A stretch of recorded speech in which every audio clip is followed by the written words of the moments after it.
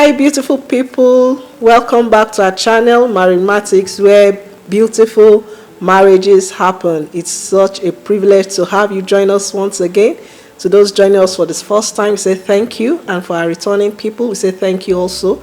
So my name is Adeola Okuneye, Coach D, and here is my husband. Coach Mide, Olumide Okuneye. Good evening. Yes, thank you so much for coming to our world again, and we are pleased to share with you some thoughts and some counsels on the issue of marriage.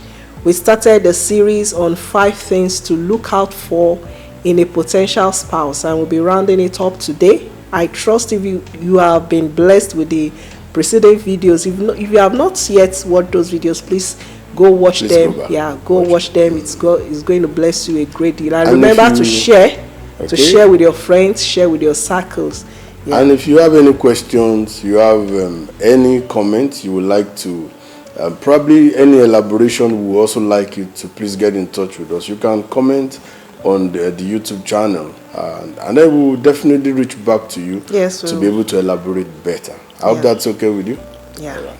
So thank you so much. I will be sharing the remaining 2 points today. And Coach, you're going now, first. Why we said that so many points are what people consider when it comes to choosing who to marry, and then we have just handpicked about 5 that we know are very key, very salient, very important, and that's why we are saying some of these things. I needed to go over those videos again to get a clearer picture, and then if you have any questions, and like we said, you should please get in touch with us. But like tonight, or today rather, I would like to quickly give you 1 point. I feel it's very, very important. Now, I believe I'm speaking with people that have an idea of your purpose in life, and then you love God, and then you want to serve God the rest of your life. Let me tell you, there is no better life than that kind of a life. I mean, a life lived for God, a life lived intentionally for God, just loving Him, just enjoying God. Now, this is where the catch is. How will you love God, be passionate about God, and then you now want to end up with someone who has no love for God, whose life is just for herself or for himself alone, who does not even create any opportunity to even be a blessing to God? Let me tell you, it's going to be a very difficult kind of life. Frustration, that in itself is frustration. You are going in a direction A, she's going in a direction B. I mean, imagine a Samadeyemi getting married to a slave mama. It's going to be a crazy life for the guy, because he wants to bring her to church, she wants to bring him to club. Now, that's going to be quite confusing. Oh, my. So what are we saying? Go for someone who is passionate about God, about Christ as much as you are passionate about Him. Go for someone that is on fire for God. Go for someone that loves God and is passionate about God. Let me tell you, for me, I'm so blessed, and I give God all the glory. My wife, pretty, beautiful, and she loves God. What are you feeling like? She loves God, and it's so exciting for me. Exciting for me because, when we started out as a pastor, she was there, very much ready, not like, I'm not going to do. She said I didn't tell her I was going to be a pastor, but I knew all along, and I showed her at the beginning of our relationship. But when the call came, she was on ground. We did things together, and it's so exciting. Fasting, we did fasting together. We prayed together. So many. We've been to villages together. We've done a lot. It's the beauty. The beauty is that if nobody goes with me, my wife will go with me. Now that is the joy of going with someone who loves God as much as you. In fact, I would recommend, go for someone who loves God much more than you love Him. And that will really help you. I'm telling you. Take that from me, and then it's going to be a blessing to you. Wow. God bless you. Well, so what happens if along the way, maybe initially, we both did not start out loving God? Maybe a couple, they didn't start out loving God, as it were. And one of them along the way fell in love with God, started being so committed to the things of God. What happens?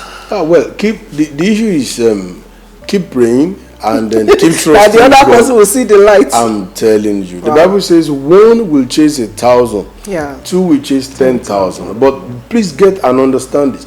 one that is going in a direction, and then the other person is going in another direction, they will not be able to chase 10,000. They are going to only chase about 500 each, because you are expending energy in two different directions. Yeah. Imagine you have to be the one dragging the lady to attend church services.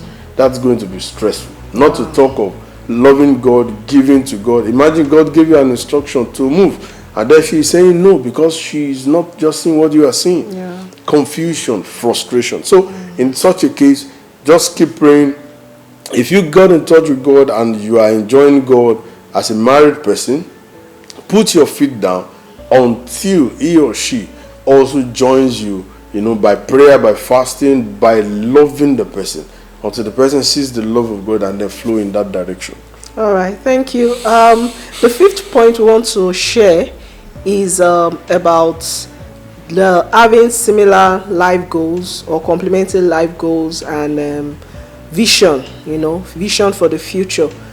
You have to look out for that this person, what's his or her vision for the future? What kind of life does this person want to live? Is the person just content with a mediocre life, just in a corner, not trying to be better, and you are adding to your degrees? You started out with maybe an OND, a diploma, you added a bachelor's degree, you went on to add on your master's, you go on for PhD, and your partner is, cares less. In fact, he or she is interested in just sorting out himself with his or herself with maybe a secondary school certificate is okay, and just say everything is not about book jare, it's about making money and all of that. So these things will definitely cause a lot of issues. So you need to look at it. Friction.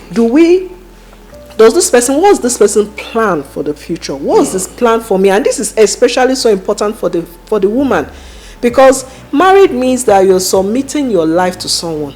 You can't afford to submit your life to someone who is going nowhere. You can't afford to submit your life to someone who has no plans, who has shown no pattern of dedication over time, who just takes life, anything that comes will come, if it doesn't come we look and all of that.